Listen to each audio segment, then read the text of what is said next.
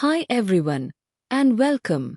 Today, we are going to look at something we do dozens of times a day without even thinking about it: searching for information online. Specifically, we are going to demystify the difference between two fundamental ways computers find what we are looking for: lexical search and semantic search.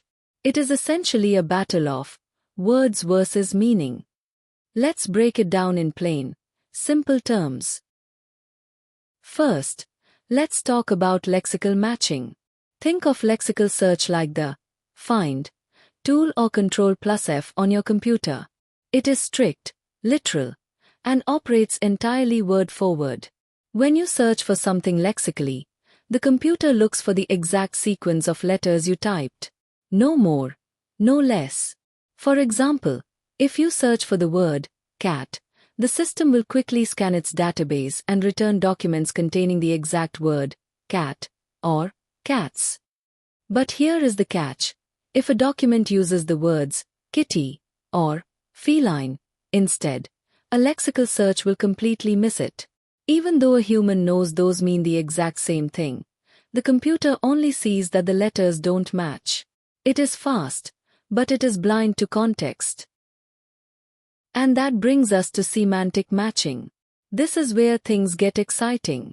Instead of acting like a rigid dictionary, semantic search tries to understand human intent.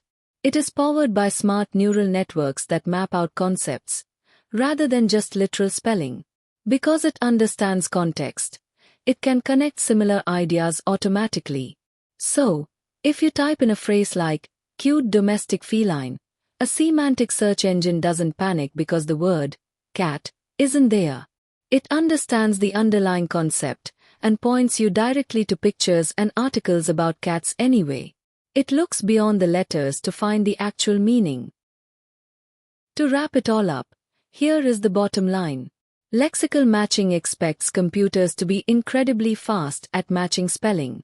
It is great for finding precise names, serial numbers, or exact quotes. On the other hand, semantic matching allows computers to understand context more like a human would.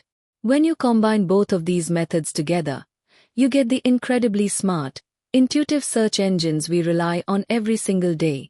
Thank you so much for listening.